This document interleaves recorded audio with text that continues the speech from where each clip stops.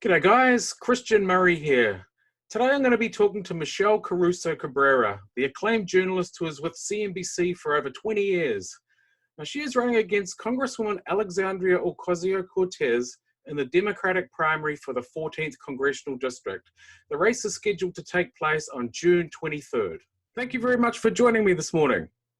Pleasure to be here. Thank you so much for having me. And I got to say thank you to still all those essential workers who are out there, Christian, still trying to keep us safe through this pandemic until we get on the other side. They've been doing so much for us, and I can't thank them enough.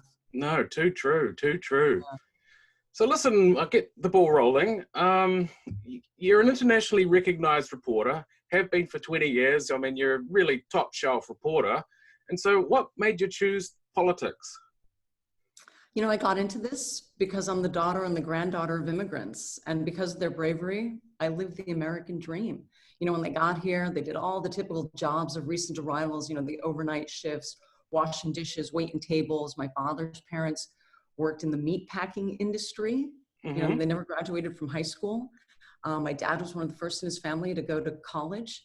And then look, 2 generations later, I've been able to lead the life that you talked about. It's great success. And I want that for people here in Queens and the Bronx. And Queens in particular has this wonderful, rich history of welcoming people from all over the world. And they come here with those same kind of dreams like my grandparents came with. And that's why I got into this, because I want those opportunities for people here. Okay, wonderful. Now, you lived in Manhattan for a while, or for many years. What prompted you to move to the 14th Congressional District and Sunnyside? I love Sunnyside. Sunnyside's fantastic. I love crust pizza. I can't wait for Soli Luna to reopen. Have you heard anything? Well, I live in Sunnyside, so I know it very well. Great people. Yeah. I know their chef is making lasagna and manicotti out of his apartment, which I bought, and it's delicious. I highly recommend it. Yeah, but I came here because I very much want to give opportunities and help open opportunities for people who live here. And what I saw was that the current representative was robbing the district of opportunities. She threw away 25,000 jobs. She works constantly against the Democratic Party. She voted against the most recent stimulus bill. That means she voted against small businesses, working families, against the local hospital, Elmhurst Hospital. I mean, the lines out the door at the peak of the crisis in March were horrendous. And I don't know if you know this, after that second stimulus vote, she didn't come home. She stayed in her luxury apartment in Washington, D.C. for a full week, even though Congress wasn't in session. So she could stay in her luxury apartment with the Whole Foods in the lobby. That's unbelievable. How could a representative do that when people in her district are dying? Businesses are shuttering. And she couldn't see any of that because she didn't come home, which is very hypocritical because she criticized her predecessor, Joe Crowley, for never being present. That was her one major promise. I'm going to be here. And she wasn't here. Right. Now, people have taken a shot at you, you know, following you coming out and saying that about you living in, you know, Trump Tower in Manhattan. I mean, what's your response to that? So she's living off the taxpayer dime. I have, yes, had a lot of success in my life because I've been able to live the American dream after my grandparents came with nothing. I come from a family that came with nothing. And yes, I've had success. And because I've had that success and know how to achieve, I want those same opportunities for people here in Queens and the Bronx. She is staying in a luxury apartment in DC on the taxpayer's dime when she should have been home working to help her constituents, trying to figure out how to help Elmhurst Hospital, how to help Jacoby Hospital, how to make sure people get fed. I mean, still every Saturday, right around the corner, San Rafael has hundreds and hundreds of people in line. People here are desperate. We got to get people back to work after this pandemic when it's safe. It's got to be a major, major focus, the economy and jobs. And I don't see her focusing on that at all. All right, well, that leads to my next question. I mean, what are the policy differences between you and the Congresswoman? I mean, obviously she's come out with things like Medicare for all, abolish ICE. She's got high marginal tax rates, 70%, above $10 million to pay for the Green New Deal. So what are your thoughts on that, and where do you differ? Number one, Christian, we need unity in the Democratic Party. We got to come together. She is constantly pushing divisive ideas and works against Nancy Pelosi. I will always work with Nancy Pelosi. I will work with Chuck Schumer. I will work with Governor Cuomo and not against them. Two, we got to focus on jobs and the economy. This district, besides being the most impacted by COVID in terms of health outcomes in the country, in Queens, it's quite possible we have an unemployment rate above 30% because so many people here work in the hotel industry, the restaurant industry, construction. We've got to focus on being welcoming to job creators so people can get back to work. And then we also got to focus on getting more resources to public health so that we never see lines like we did outside Elmhurst Hospital, so that minority communities aren't so devastated disproportionately compared to the rest of the city, the rest of the state, and the rest of the country. Right. Okay, Michelle. Now, one reason why, the Congressman Crowley lost his race was some may say that he was a centrist Democrat. Do you think there's an appetite for, a centrist like yourself, as opposed to, the Democratic Socialist that the Congresswoman is aligned with? So I don't think he lost because he was a centrist. Okay. I think he lost because he didn't come home enough. Mm-hmm. And that's what she promised to do. And yet she does the same thing.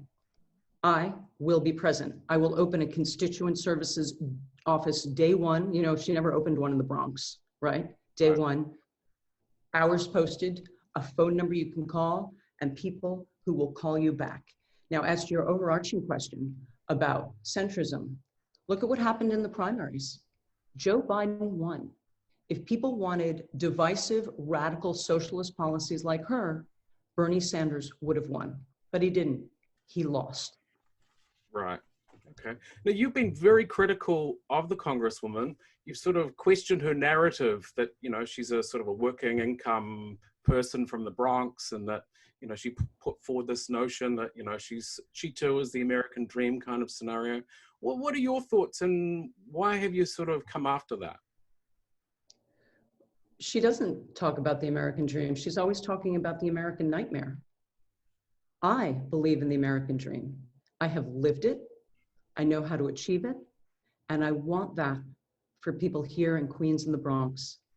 People here, the recent arrivals, even if you've been here 1 or 2 generations, you want better things for your children and your grandchildren. And that's what I want for my neighbors too. And that's what I will work for. Being here, listening to them, talking to them as I have. I've talked to so many small businesses, other constituents. What do you need? What's not been working? How can we help? So that way I can hit the ground running day one. This recent PPP process, the Paycheck Protection Program, way too focused on big corporate interests. We need to help the little guy more. That's the next step here. They are the lifeblood of any community. Small business is the major employer in this country. And if we're going to get the economy going, we need them up on their feet, and we need to help them. We got to figure out what we're going to do about restaurants. Restaurants are going to be very hard hit if people are concerned, if they have to reduce their capacity. How can we help them? What's going to happen there? Now, Michelle, one reason why the Congresswoman didn't vote for the stimulus, I guess, to the CARES Act, was that she said that, not enough money was going towards small businesses and family businesses. And I guess also not enough money was going to residents as well. What do you have to say about that? That was the primary reason why she was the only Democrat that voted against that stimulus. Yeah, so what she's saying is that every other Democrat in the Democratic Party doesn't care about those things, doesn't believe in those things. It's an insult to every other member of the Democratic Party. You can't let the perfect be the enemy of the good. The bill wasn't perfect, but we had to start somewhere, and that did get money pumping into the economy. We absolutely needed it. Now, there's more that has to be done, But what she did wasn't because she cares. She was the only Democrat to vote no because she likes her name in the headlines. She always wants to be on the front page. I mean, that was the big story that day. AOC, the only Democrat to vote against the bill. I'm sure she was very pleased with that, because that means that once again, she's in the, in the spotlight, and she's got her name in lights, which is what she likes. She's much more interested in having a publicity office rather than a constituent services office, from what I can tell. Okay. Now, you've called for a series of debates, two in Queens, two in the Bronx, and two in Spanish, for that matter. Yep. Have you actually asked her for those debates, and what response have you got?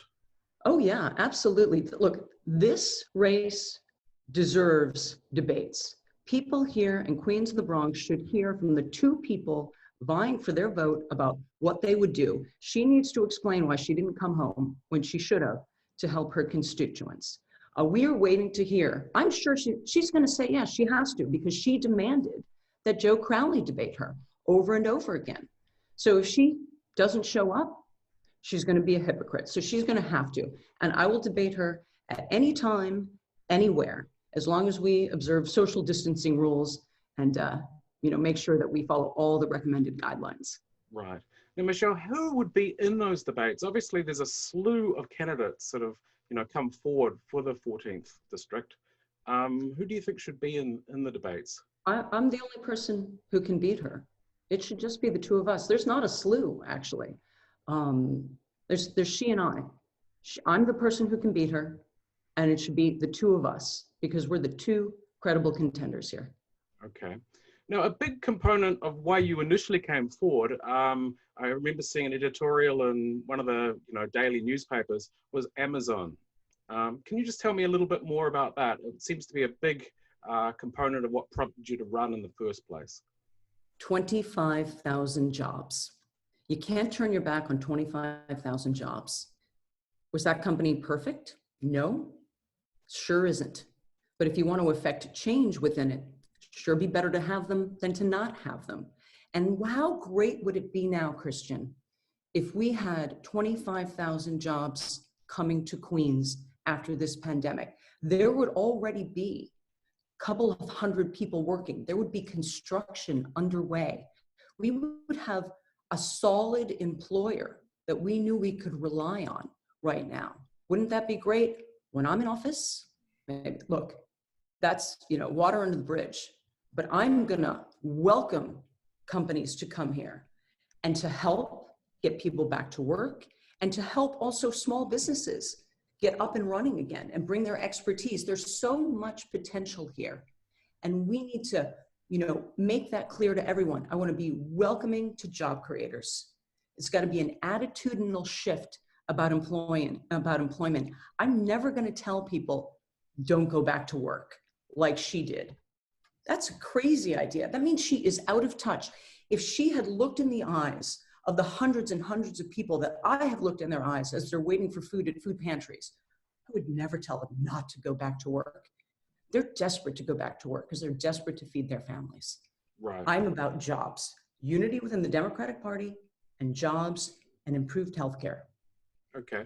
I want to get back to these policies a little bit. Medicare for all, abolish ICE, and marginal tax rates. Do you have anything to say about that? New Yorkers are paying way too much in taxes right now. I would have voted to repeal the SALT tax. She voted against that. Once again, she voted with the White House. When I talk to homeowners here, they can't believe she voted that way. We got to make it easier to own a home. We got to make it easier to stay in New York. People are leaving New York because the taxes are too high, like her mother left New York. Right? Medicare for All is about taking insurance away from people who already have it. Members of unions who have worked really hard to get high quality health insurance, they gave up income in exchange for those benefits. We're not going to take that away from them. People who get their health insurance through work, they like it.